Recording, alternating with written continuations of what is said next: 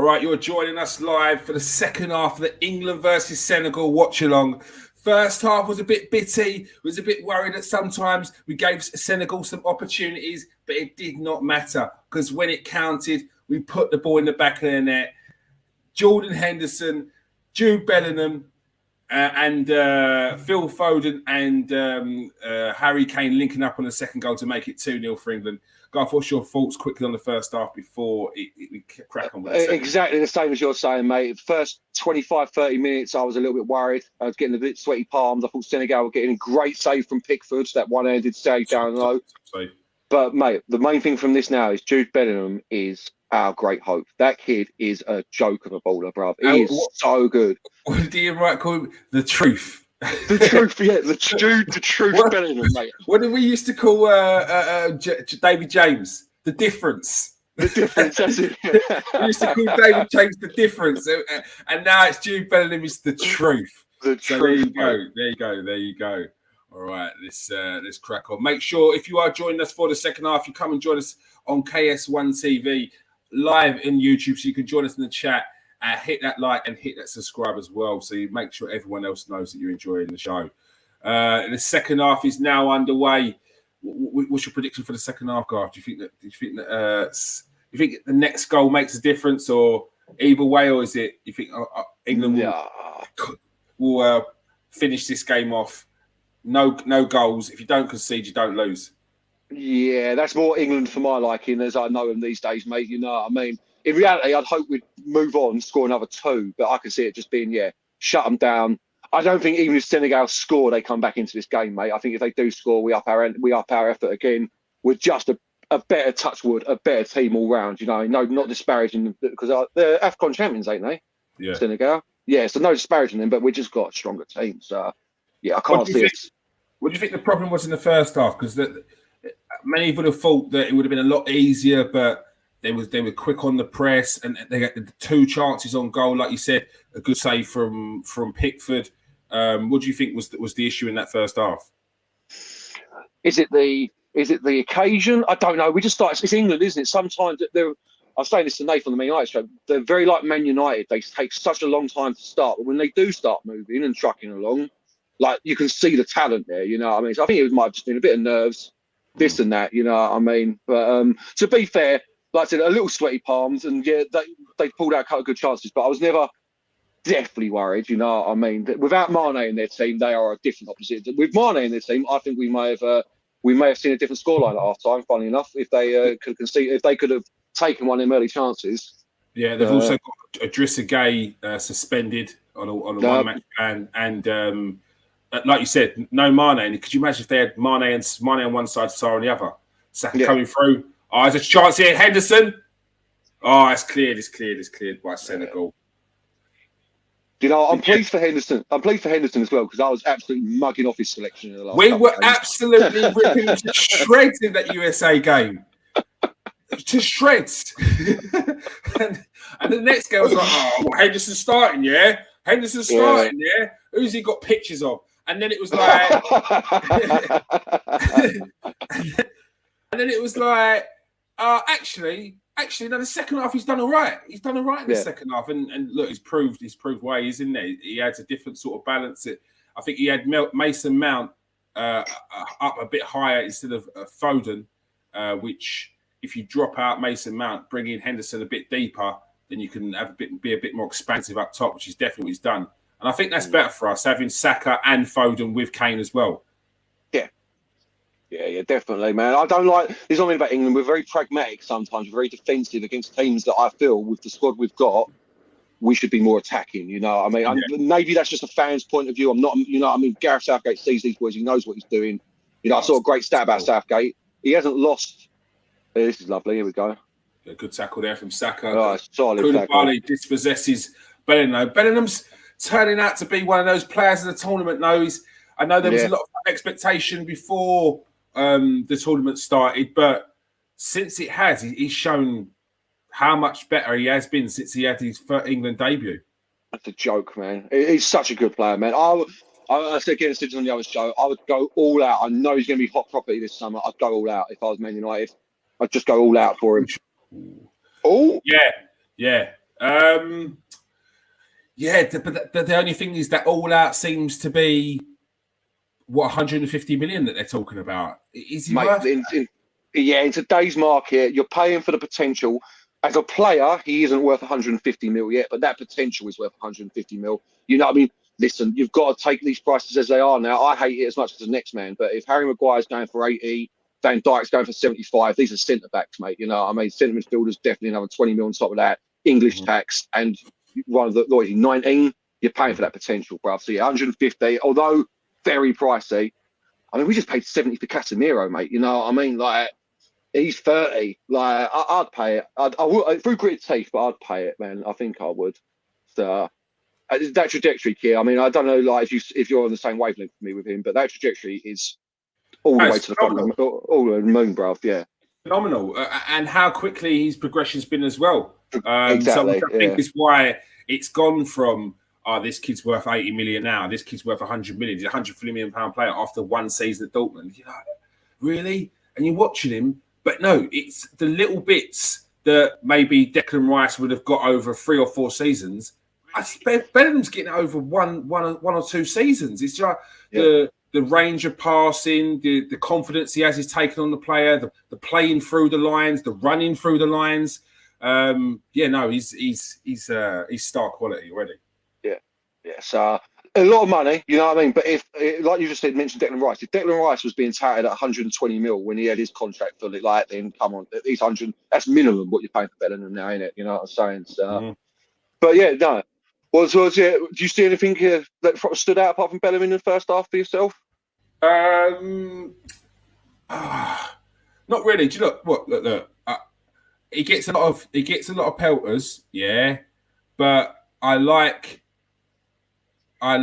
the way Harry Kane was. There was 2 passes which he done, which nearly killed us.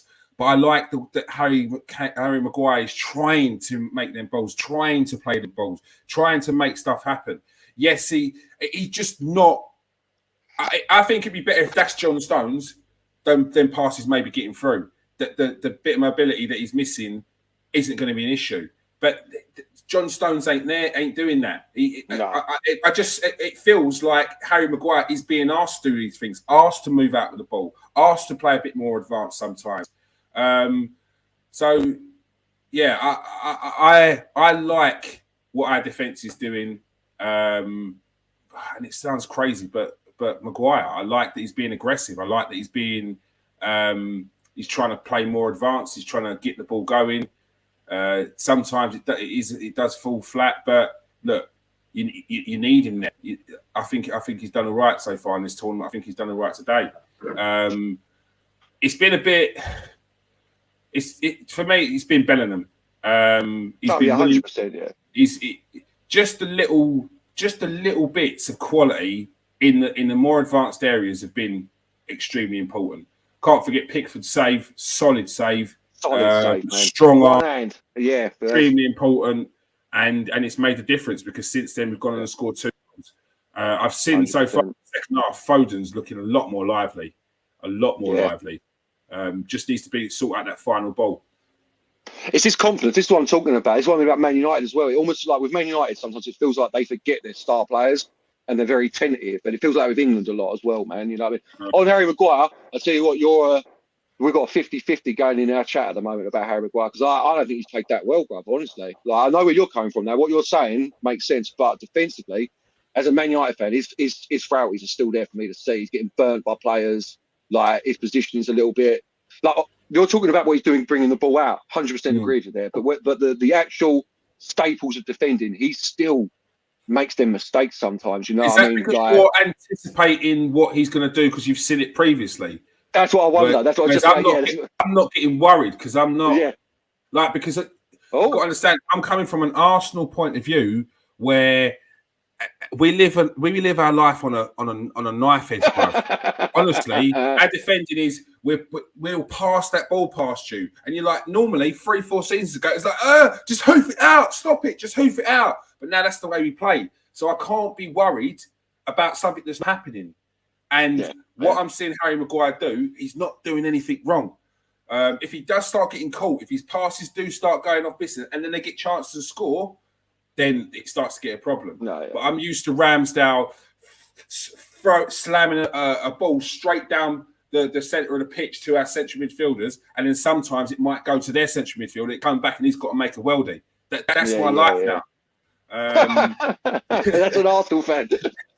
Yeah, and I love it. What a rush.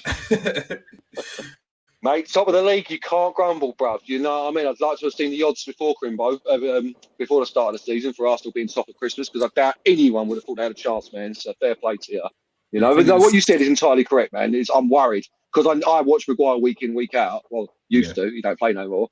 And I won't lie, I'm still a little bit disappointed that he's in this team over some other players based on his club form over the last 18 months. I understand why he's there because Southgate trusts him and he does well for England. But yeah. I'm just thinking, who though? Who are you having over Harry Maguire as centre back? Well, honestly, I'd take Chris Smalling for a start, and then Tomori. The two. I was talking about people that didn't go. Yeah, that's what I mean. I'm talking about anyone. Like in the team right now. Oh yeah, I can't give it to Cody. I might give it to Eric Dyer as much as I hate him, but Maguire's playing well for England, so I can't. He plays well for England. I'm going on Man United full. You know what I mean? Yeah. That's what I'm going on, bro. And I can't for England. This is what I think some people were getting confused with what I was saying. I'm not saying he shouldn't be playing. I'm just saying that it leaves a bit of a bad taste in my mouth, knowing that he can be as bad as he wants. Well, not bad. No, on the follow-up. Oh, Mendy, core, bruv. He's always due a little spill in old Mendy, mate. Core. He is. It's why Chelsea are looking at other options in goal. That just looks like a poor way to save it, like that, coming in low, bending your hands back and everything. But no, Maguire's done well, and I shouldn't keep digging him out, even though I wish I could. It's you know what? Look at the way I trying to describe and tiptoe around Maguire, thinking Maguire's doing well, because it's hard to say, because you're used to slamming him. But look, I've seen what people may be worried about, but until it happens, I can't really complain. I can't. No, 100%, man. So, and like I was saying, there's that great stat about Southgate. I didn't realise this. He hasn't lost a knockout game in 90 minutes. Come on, England! Phil Foden, absolutely exquisite ball to Bukayo Saka. Waited to perfection. Waited as if he's rolling a stone down the ice in curling. Absolutely sublime. And the finish, top notch from Bukayo Saka. Absolutely brilliant. Come on, England. Game, set, and match, surely, Garth. Oh, 100% now. I was just thinking, this is the bit, and again, this is why I'm not a football manager, but I would now be talking about changes. 60 minutes in, 3-0 up. Senegal haven't offered anything all game apart from the early days when we were nervous. You know what I mean? I would definitely start bringing in some changes now. Oh, that's onside. That's definitely onside. I was just about to moan about Harry Kane being too deep. Because once again, he lost the ball well deep. Yeah. But then what you get with that is he drops in, you get your two high. As long as your two high wingers are doing what Foden and Saka are doing, taking over their positions, it's not a problem. It's not a problem. That's exactly what you want. It's very similar to how Gabriel Jesus is playing. Dropping in deep, the two high wingers in Martinelli and Saka coming in and taking over them at more advanced position. So, come on, England, 3-0. Little Chilly with the goal. Little Chilly, is that his nickname? I've not heard that before. Yeah, mate, Little Chilly. All right, everyone who's joining us so far, hit us up in the comment section what you think the final score was going to be, who you think is playing well so far, what's your thoughts on the game? All right. How many do you think we're going to get now then, Garth? Are you already looking up where to watch the game on Friday as well? No, 5, mate. I'm not, to be fair. I was looking for the score so I could change it to 3 for you, mate, but I couldn't find it. 5. I was looking, but nothing's up yet. No one's dared. No one dared preempt it.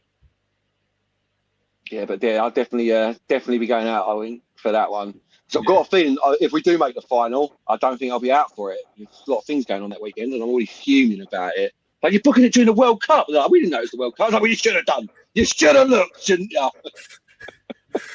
We got to the 5 Euros. Surely we can make it to the final of the World Cup.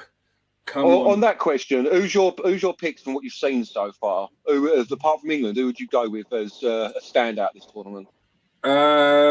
Because of the route through, I think it works out for me.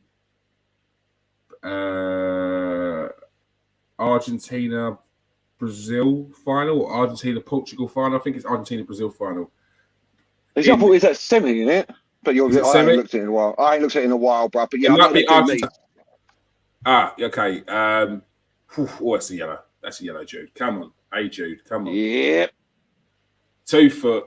Slice. Take him out. Leave something on him. Let him know you're there. So he's still got the English about him. Yeah. Only 20 minutes inside. He's not going to book you. Huh? How many times? Yeah. Mate, that was the rule in like 1995. So yeah, a long time ago. Let's try to do that in 2020. Portuguese sent off in 5 minutes of a game. Cynical challenges going in, and ref going, yeah, mate, sorry, that's a red card. Yeah, Brazil semi for Argentina, which I hope they do both make it, because that'll be because Brazil looked good in their first game. Haven't looked so fantastic since, but still. And is it Portugal on the other side? So it could be. Yeah. Okay, so it's England, France, the next one if we get through here. Then Portugal. Lovely. Oh, Kane. Lovely. Go on, son. Oh, he's just not got the pace to see, Foden. Yeah. That ain't his game. Nah. That's the only problem with having him out on the wing. I don't mind him out there, but you can't expect him to do a winger's job. You know what I mean? But you're going to get the similar with Grealish. Grealish not a burner. Exactly. 100%, man. That's why Sterling going home is going to be a big miss for us this tournament now. Same as Ben White. I think Sterling's gone home, mate. Yeah, he's gone home, brother. He's same as Ben White. Personal issues, mate. He's gone. Sterling's out of the World Cup, brother, apparently. Oh, what? Was that announced today or something? Literally just before the game. Oh, like, we don't know if he's out of the World Cup. When Southgate was asked, is he coming back? Southgate was like, we'll see. And it's like, same as Ben White, personal issues, mate. So, don't know what. I feel for both of them. Because to come home from the World Cup, you're clearly talking family bereavement or something, ain't you? You know what I mean? So, yeah, well, that's what it seemed like with Ben White's one. He missed the game. They said it was illness the other day. We come to find out it wasn't illness and it was this situation, the problem that he's actually gone with. And then it turns out next thing we hear, he's going home and they said he's definitely not coming back. So yeah. They haven't definitely said Sterling ain't coming back. So scratch me saying he ain't coming back, but it looks like he ain't coming back. You know what I mean? We will miss him, bruv, definitely.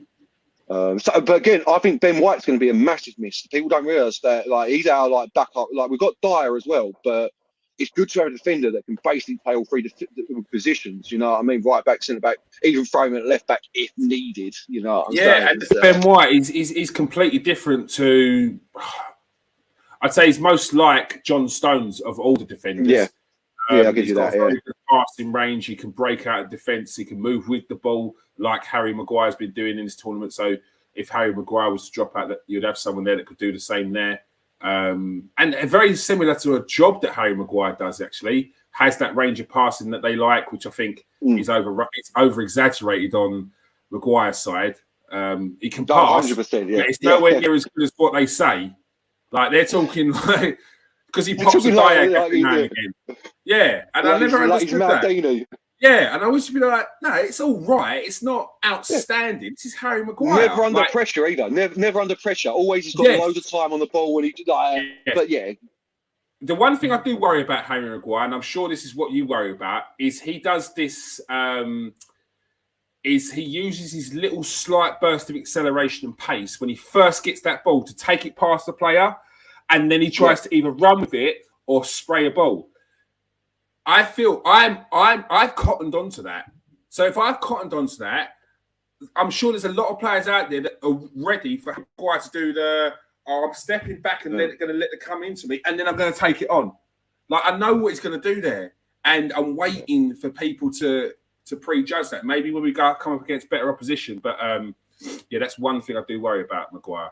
Yeah. Well, I saw, funnily enough, a great podcast, whatever it was, with Troy Deeney talking about, come on, Rashi, let's get a couple more goals, mate. I saw a great podcast with Troy Dean talking about Saka. Do you know, I'm pleased for the kid as well, Saka, mate. He's the next one below Bellingham for me, Saka, by the way, as the best we've got coming up. But Troy Dean was saying, I didn't. Go on. Sorry, go on. No. Troy Dean said that, like, managers, you don't realise how much what you're talking about, how much detail, like, the staff go into telling each player. Like, for instance, you're talking about Fred. Fred will take the ball and turn this way. You've got 2.5 seconds to get on him. He will lose the ball. Like, so what you're talking about Maguire doing that thing, they'd definitely be looking at that, things like that. You know what I mean? I did still naivety. I didn't realise they were that deep on it. You know what I mean? Like, each individual player, this is what they're going to do here. This is what they're going to do now. Like, if you think you'll have players that play for the clubs that they might come up against in international football, they will be telling for years. They've been telling, okay, when Roy Keane gets the ball, he always takes that touch and looks behind. When Scholes is getting the ball, he's already had that look. So you've got to be on him. You've got in no time at all. So things like that. So people would have been passing that information on. So now it's a case of you've got the data analyst looking at them things rather than just a teammate saying it. You've got a data analyst watching over games, watching certain players. Who's the key player? Okay, this is what he does. This is what he normally does. This is where he drops into. If this is this time in the game, he usually drops down to the goalkeeper and takes the ball off of him. So, yeah, definitely. The details are absolutely ridiculous when it comes to football nowadays. Yeah. So deep, man. It just surprised me. Like, I knew, you know what I mean? I knew that they looked at teams and I didn't realise it was like that, like dossier on each individual player that you could become. Like, and you're given, like, you're given that dossier and you're told these are the things to look out for. You know what I mean? These are the tells on where he's going to go. So, yeah, fair play. So, yeah, I can easily listen, like I was saying, Harry Maguire, unfortunately, is Man United's fourth choice centre-back now. He is literally behind Varane, Martinez and Lindelof, you know what I mean? So what's your thoughts on the other Man United players that have played in this tournament so far? Martinez has started to get starts in games. I think he started yesterday, didn't he? Came on. Didn't start game. I'm surprised Otamendi. I didn't realise Otamendi's only 34 though. I thought he was 38 to be fair. But I am surprised Martinez is not getting a game. Shaw, I think, has been excellent for England. Truly excellent for England. I think he got a lot of questions and eyebrows were raised before the tournament and in the first game as well he was playing. But I said, no, he's playing Man United. He came out, Malacia came in, started, and then Shaw lost a hell of a lot of weight. Like, anyone telling me that Shaw didn't need to lose weight, and you look at him now, like, he lost about a stone. Like, if he didn't got wham as well, bruv. If Shaw didn't need to lose weight, then what is he? Anorexic, because he has lost a fair lump of weight and he's looking a better player for it. You can't deny he's looking a better player again. He's looking sharper, looking hungry. Yeah, what I need from Shaw is to not have to have a player behind him kicking him up the arse so that he plays well. He gets comfortable too easily, man.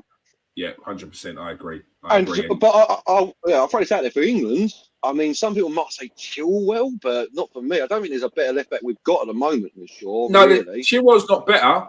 He could definitely come in and do a job, but I think Chilwell has problems with injuries as well.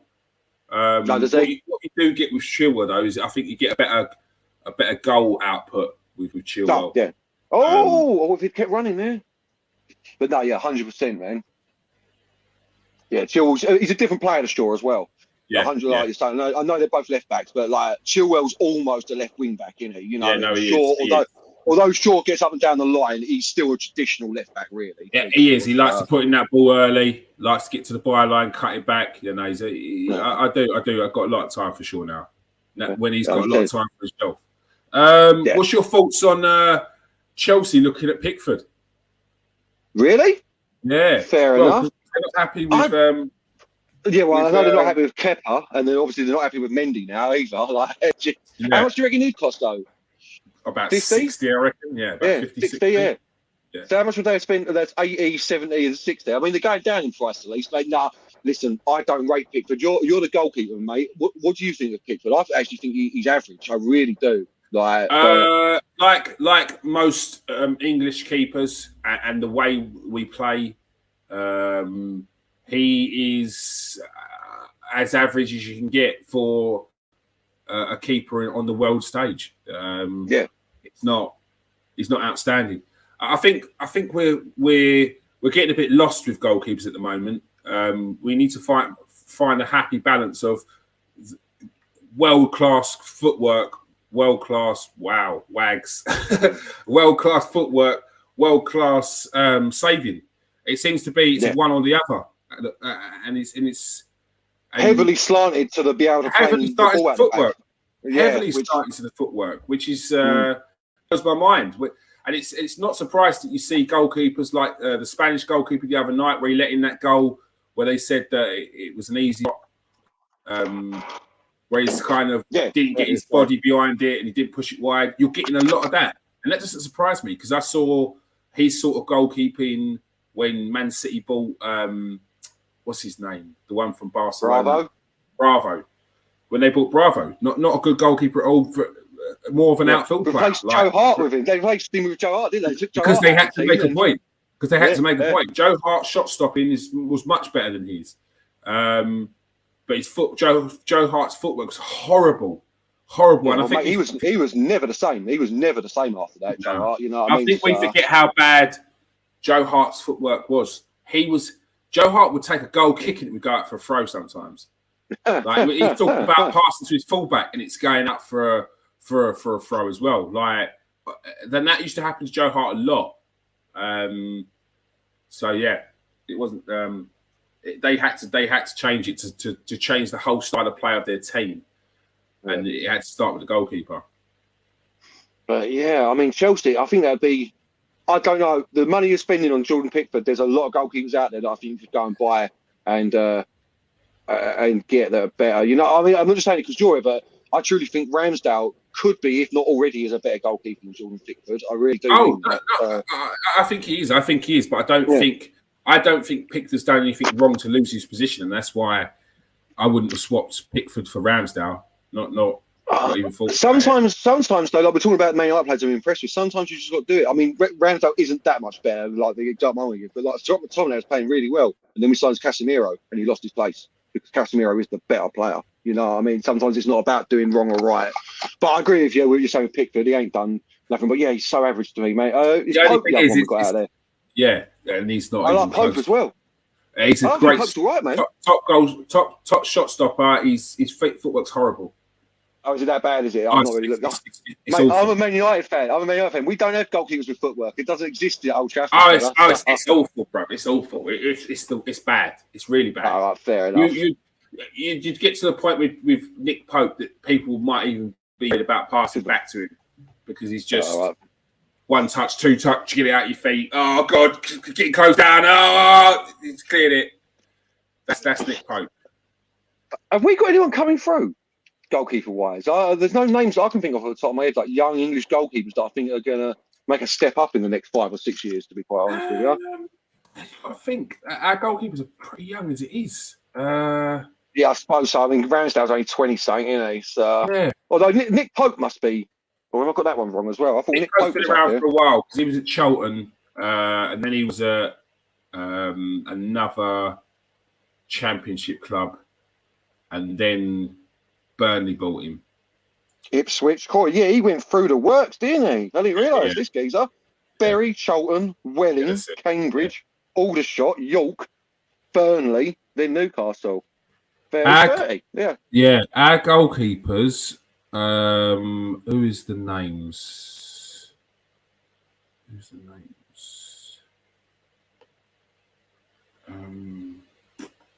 I just don't know any. To be fair, I used to know all the young world players. You know, I thought you might have a cheeky one up your sleeve, but the fact you haven't got one on the top of your head suggests that we haven't got any like outstanding youngsters ready to come through. You know what I mean? No. Burzek, Griffiths, Trafford, Rushworth. No, I don't know any of them. Literally do not have a clue any of them goalkeepers are. And that's our under 21s as well. So no, don't know any of them. But I can't under 21s. It's a little bit underwhelming. Yeah. Angus Gunn, he ain't no. James Garner, Jed Spence, Max Aarons. Oh, of course, Dean Henderson's the one that everyone's talking about. I don't rate Hendo at all, though, by the way. I don't rate Dean Henderson. I think Henderson's good, but that again, that's as far as it goes. He's good. I don't think he's exceptional. I don't think he's better than De Gea. No, I've seen enough of Dean Henderson to have made my mind up of the level that he's at, and he ain't. Yeah, he's a bottom end Premiership player. That's what he is, man. He plays for a team that might be going down, and he might have a season that he pulls out loads of saves. You know what I mean? But I don't think. I think his actual saving ability isn't fantastic. His footwork is again decent, but his actual shot stopping, I don't know. There's something about the way he arches his back for things. Like he doesn't look natural when he's trying to save the ball. It sounds weird, I know, but yeah, no, I agree. I've mentioned this before about just his technique of saving as well. I find that a bit worrying. What I saw of the Spanish goalkeepers last night, I don't feel confident that he's going to get his body behind it or push it away properly. But yeah, I mean, he's good enough. I think he's better than Nottingham Forest, and I think he's just gone to a team where he's going to get seen. And maybe if Newcastle didn't have Nick Pope, he would have gone to Newcastle. But yeah, be interested to see what he does next season. Well, that's the problem, isn't it? That's the gamble he's taking because he's letting in a lot of goals at Forest at the moment. You know, he's not covering himself in glory like at all, to be quite honest with you. So true. You know, his value is depreciating at the moment, which is he doesn't replace De Gea for me. I don't think De Gea is as bad as a lot of Man United fans make out. Like, yeah, his footwork ain't fantastic, but he's still one of the best goalkeepers. Like he's been one of the best goalkeepers for years. I think it's one of the things where we've become accustomed to how good he is at saving shots, and like we don't think it's anything special anymore as Man United fans. And it's like, mate, some of the saves he pulls out, other goalkeepers aren't. The Henderson isn't. You know what I mean? Are United playing the way you thought they would out of the back under Ten Hag?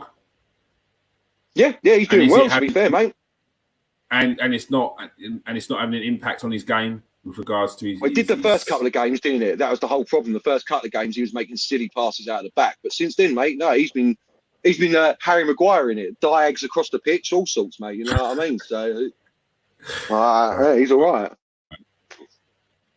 No, I just it's a bit like everyone's hating on Bruno. Another player I thought's done very well. United playing the World Cup. I think Bruno's been excellent for Portugal. Excellent. Casemiro for Brazil. Excellent for Brazil. Truly outstanding. Oh, yeah. Because he's playing. I looked at his team the other day. They're playing a 5-1-4. Casemiro on his own in the centre, and then put Lucas Paqueta next to him. I'm like, mate, he ain't centre. Lucas Paqueta as the CM partner. Wow. Jeez. So they're just playing. 4-1-5. They're just playing 5 attackers basically when they've got Neymar in the team. It's mental. Their forward line, absolutely mental.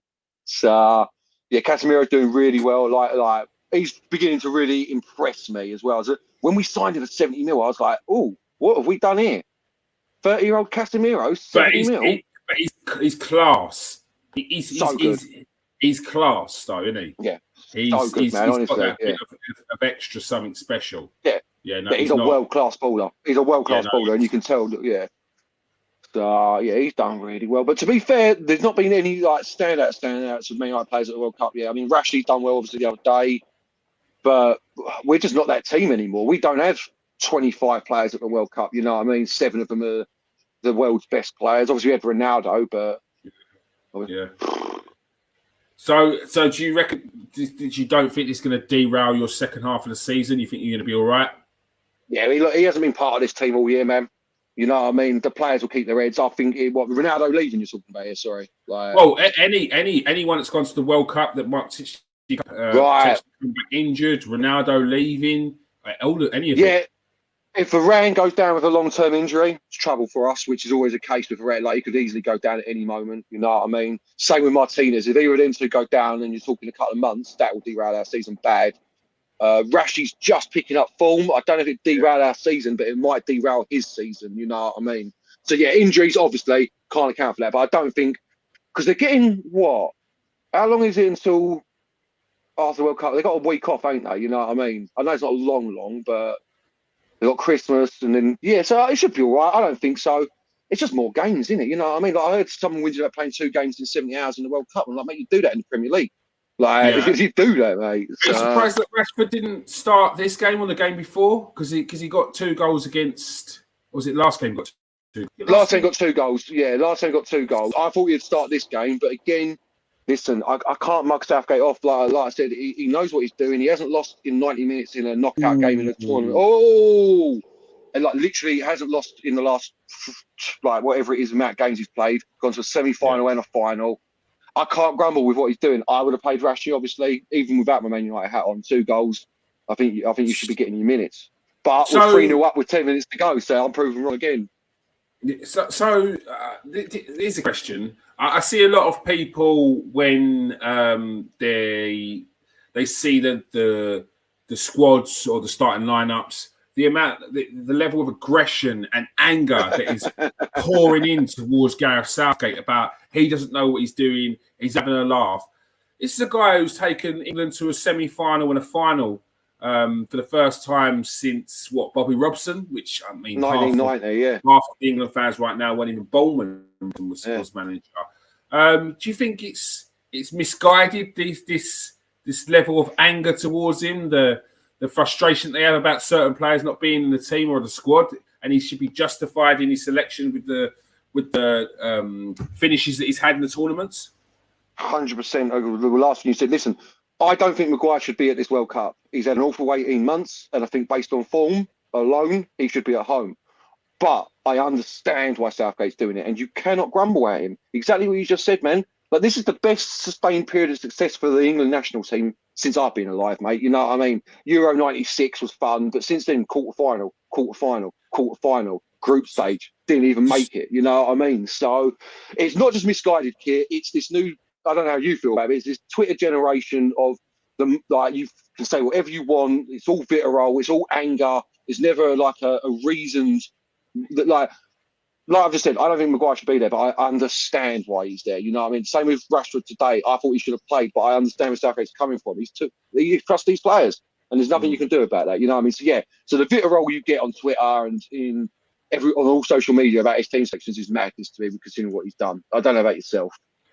Yeah, no, I totally agree. I think it's crazy, some of the reactions that people get giving. Look, we all thought that Tomori might be in the squad. We all thought that I was saying that Ben White needs to be in this team, and certain starting lineups I didn't agree with. But I don't have that.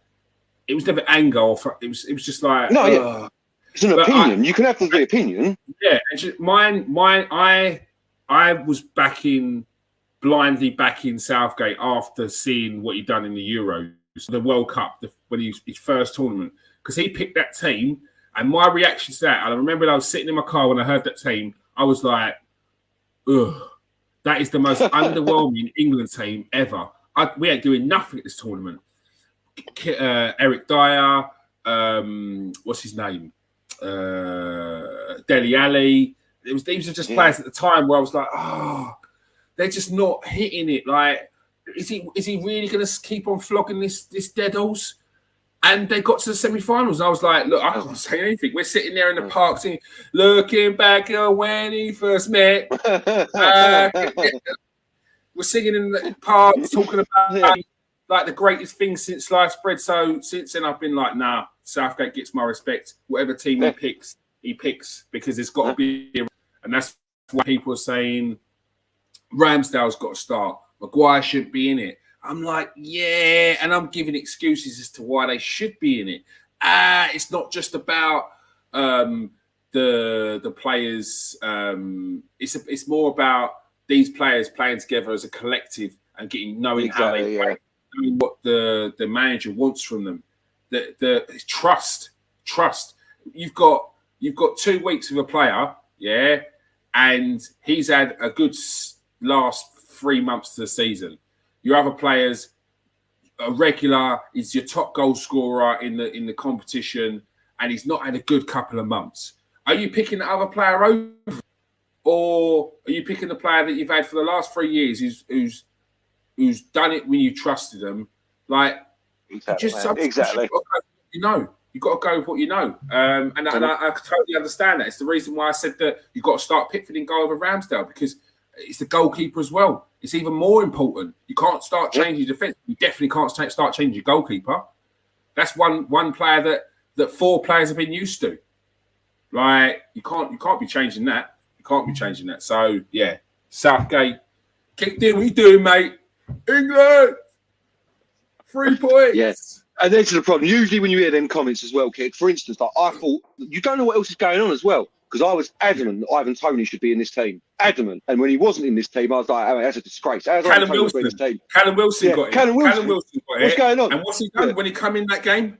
Smashed it. Scored a goal. But not just that. Not just that. Yeah. 3 days later, you find out that Ivan Toney's up on charges for 232 betting offences. Yeah. All right. Something tells me that last call up to the England squad wasn't just a call up; it was a call into the office.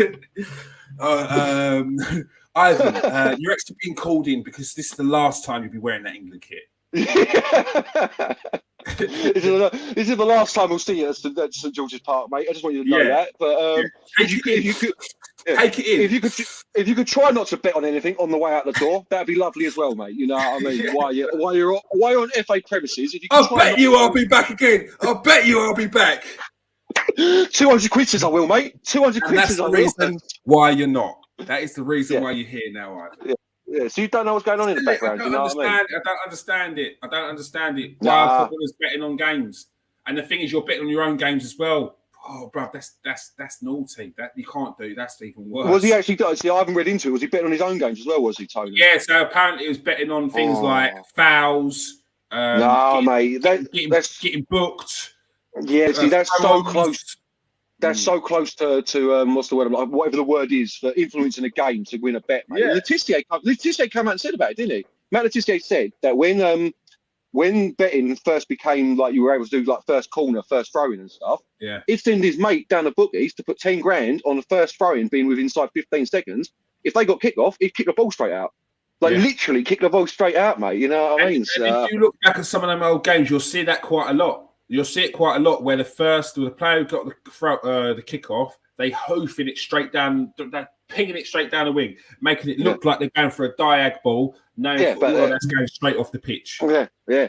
So, it's far too close for Tony for me for what you. I didn't realise his own games as well. That's just so silly, man. Especially back in the day, I sort of understood, not understood it, but I can see where it's coming from. No one earned a lot of money or nothing. But come on, mate, Tony. Like even when you were playing down in the low leagues, you were still earning a few grand a week, mate. Like a couple of hundred. Like, come on, bruv. Like he does strike me as a player that's not going to know what he's got till it's gone. Hundo, yeah. I see a couple of times he got called out for kind of downplaying Brentford as a team. He was sitting in his car and someone asked him who he played for, and he was like, "No one special." And they was like, "Oh, who'd you play for?" He goes, "No, I said Brentford." He goes, "Oh, they're not a great team, are they?" He goes, "I just said they're no one special." Like, and so it strikes me as he was playing in the Championship that, like, so it's still special. You're still a professional footballer, So when you're when you're someone who's not had that opportunity, that sort of comment stings, man. I'm not even a Brentford fan, you know what I mean? So if you're a Brentford fan as well, you must be like, you piece of, like, come on now. Yeah. So that's a stinger of a comment. So maybe he's not the professional I thought he was. There, he's still youngish though. So he's young. He's young. He's still young. Yeah. He's youngish. He's young. He's still young. Yeah, but betting on your own games, man, that's just silly. Yeah, he's going to get back 100%.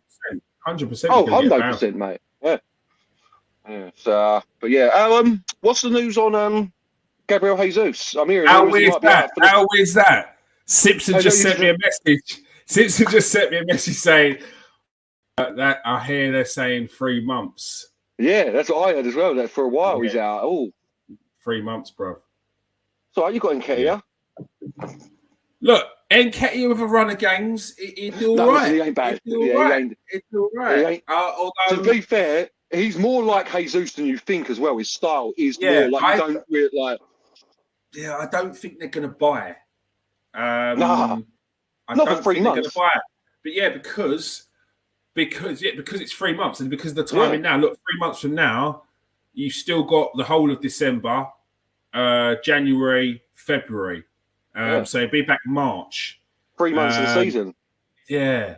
Like, we didn't buy anyone when we sold Aubameyang and we knew Aubameyang was going and we didn't have him basically for the whole of the season.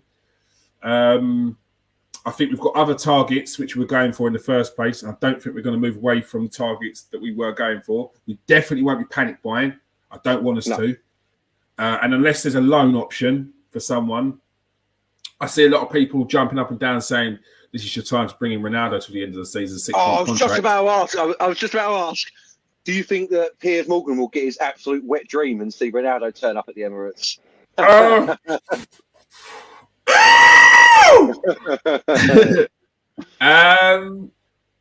Look, if Cristiano Ronaldo was to join Arsenal, I would be the first person, to be getting a shirt with his name on the back. You absolutely wouldn't, bruv. You absolutely wouldn't. Piers Morgan's got that in his closet already, mate. He's talking about. He's got several of them. But no, listen, it's Cristiano Ronaldo, so I understand it, bruv. Do you see it? Obviously, listen, it ain't going to happen because you're Arsenal. Not paying piss, but you ain't paying 500 grand a week for it. You're just not. I thought it's 7. Is it what he wanted? No, it's 550 at Man United, bruv, is what it was. But that's base. That's base, bruv. That's base. You're not talking about everything else that goes into that. You know what I mean? His base wage is 550. Go on. Okay, sure. I'm not so sure about that cross there, mate. But base level 550. Nah, it's too steep for me. It's too steep. Even for a 6-monther, just to see you out to the end of the season. Nah, and I think, look, you ain't got a club, bruv. So unless you're going to go Saudi Arabia, you've got to be looking to take a little dip in that wage. You got to. Yeah. Do you need 550 to the end of the season? Of course you don't, but it's Ronaldo, bruv. He ain't there. You know what I mean? But let's look. I'd be devastated into another Premier League club. That's what I said. I've not been at Chelsea. I mean, Chelsea. Todd Bowley wants him bad, don't he? Todd Bowley wants him, mate. Bad, yeah. So I think the Tuchel situation, because he wrote it off and then Chelsea couldn't score and they were just doing crap. So I don't think that helped him. I think Tuchel writing that off and saying no, definitely don't want him in my team didn't help. Results didn't help as well, but the relationship was doomed as soon as he said to the owner, "You can't have the man that you want to bring in." So it'll be interested to see what Graham Potter's view on that is, because I don't see him going to a Newcastle. No.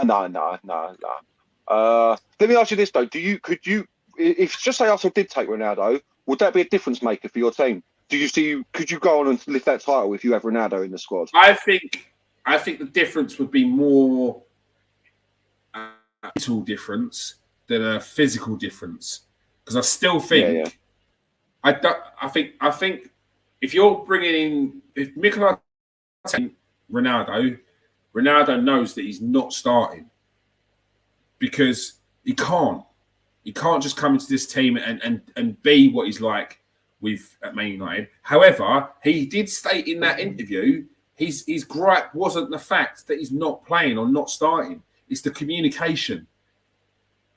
And if he says that, look, we all know that he ain't happy that he's not a week in, week out. I think he mentioned about 4 or 5 times that he was a top goal scorer last season and that he scored 24 goals. Something that I didn't even know that he'd scored. I thought it was 18. Yeah. But he's made many a time. 18 in the league. 18 in the league. 24. So he made sure everyone knew it was 24 goals. So he said that about 5 times. It's definitely something in him that was hurting the fact that he'd scored 24 goals and wasn't starting week in, week out. However, he did state that was not the reason. And it's more so the fact that communication-wise, he was told one thing and another thing was happening. So yeah, that is bad. I mean, to be fair though, like I've never been sympathetic towards Ronaldo this season. He come out outright and said he wanted to leave in the summer. You know what I mean? Didn't turn up the pre-season or anything. And then you're whinging about not getting games. You haven't embedded. Yeah, but we've heard what happened in pre-season, haven't we? And if his daughter was ill, and he said he weren't coming in, and Ten Hag has told him that okay, don't worry, you don't need a pre-season, then it's that though. Could you? I can't see a manager turning around and saying you don't need a pre-season, even to Ronaldo. But maybe I'm wrong. You know what I mean? I understand it. Bottom line is, though, he still said he wanted to leave. He still outright said he wanted to leave, that we weren't, but like, so I don't know. Yeah. Listen, I've said to you many times. Remember the time when the news was coming out, where news kept on coming out saying Ronaldo wants to leave, he won't go back to training, he won't go here, and he said there's been 4 papers that have written the truth out of 150 headlines. You'll soon know the truth. How much of that was that he wanted to, because it was around the time when they kept on saying he wants to leave. He said he's not going to play Man United if they're not in the Champions League. He wants this, he wants that. His legacy. How many of them were the ones that were bullshitting? You know it, man. It's Ronaldo. He sells papers, don't he? So, but there's the end. There's the full time whistle, mate. 3-0. Who's your man in the match? Who has been your key player in this one? Who has made the difference? Did you get your score predictions right as a 3-0 victory to England? Get on the waiting list for your nights out. Is it Friday? Are we looking for Friday? What are we doing on Friday? Events on Friday. First point of call, Box Park, Shoreditch. What are you saying to me, Box Park? Hit me up. DMs are open. Anyone else that wants to take in a lively crowd with a microphone, hit me up. Let me know. And we'll get down there. We will roadblock events only. I'm not going Power League again, though. It was cold. It was cold. It was cold. We could have had that. What's it called? The jet engine. The jet engine. Yeah. Did you see that? Yeah, mate. Jet engine. Do you want to go near it, mate? I was like, just an open flame. I said, bro, can you turn that flame towards us? He goes, yeah, you can sit at our table if you want. I was like, go on. That's in there. So let us know. Let us know where you're going to be watching the game, people, on Friday. England versus France.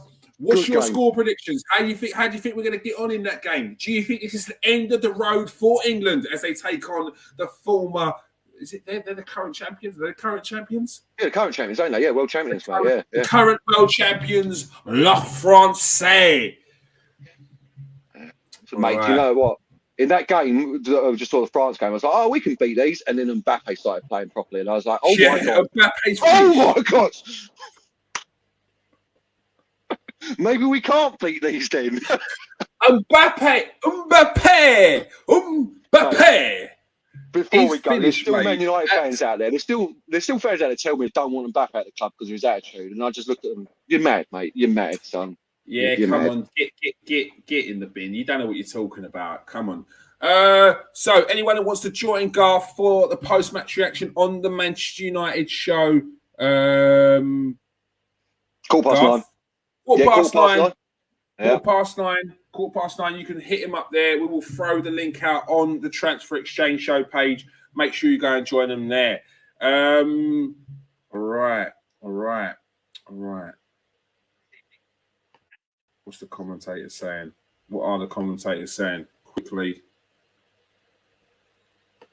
Harry Maguire blowing kisses. Blowing kisses. I just looked up and the first thing I see is Harry Maguire just blowing kisses to people. Get out of here, mate. Wouldn't see Julian Dix blowing no kisses, mate. Wouldn't see Razor Ruddock blowing no kisses. Like, let's just take that in. Julian Dix could actually play. But Razor Ruddock, and you're telling me that he could play. No. Razor Ruddock was a professional footballer. Like, ingest that. Razor Ruddock was a professional mate. Take the professional out of it. This geezer would be drinking pints at half time, fry up for breakfast. The typical English. Yeah, England. Is England. What you can catch, go and check out my latest video on the KS1 TV, where you can see me picking the best World Cup songs. Some of them are an absolute beauty. Oh, yeah, bro. I'll give that a little watch myself. That's going to be all right. Pete and Bass. I'm hoping you'll join me for choosing the best World Cup advert. All day, mate. All day I'm there for that. Yeah, when's that one going down? We can do that sometime this week. We've got Nike advert, we've got Adidas advert, we've got your usual, your FedEx, your American ones, the McDonald's ones, and a couple more. I think Sainsbury's are in there and around there. But some really good adverts. Not seen all of them, not seen the full 3 or 4 minute versions of them, but we'll be giving our breakdown. And we'll be picking the best one for Qatar 2022. And I'll tell you what, some of them World Cup songs are all right, Are they? They're all right, are they? Right. I don't. Do you know Three Lions got? Do you know Three Lions got re-released? The Christmas version of It Three got Lions. remade. It got remade. Yeah, I've not heard remade. it. I've not heard it, bruv. But yeah, like. It's not. Let's quickly give Garth a little rundown of some of the selections that are there.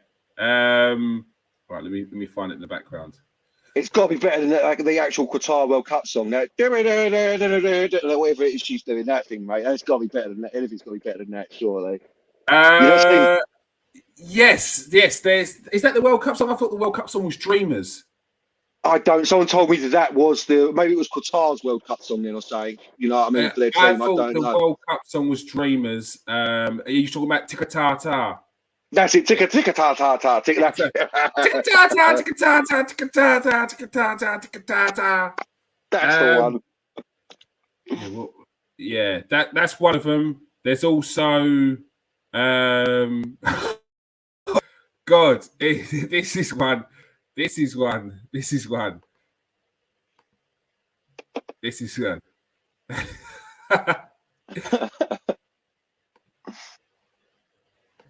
So you can catch this. This is out now on KS1 TV. All right, first of all, here we go. This guy is called Henry Fisher. Oh, is this just something he's made a World Cup song? Go on, son. Yeah. He loves his Chinese. He loves a mega pint. His name is John, and he loves to use the word. Oh gosh, yeah, I know this geezer, the big fat geezer, yeah. Big John, and he's kung pao. Oh, kung. Yeah.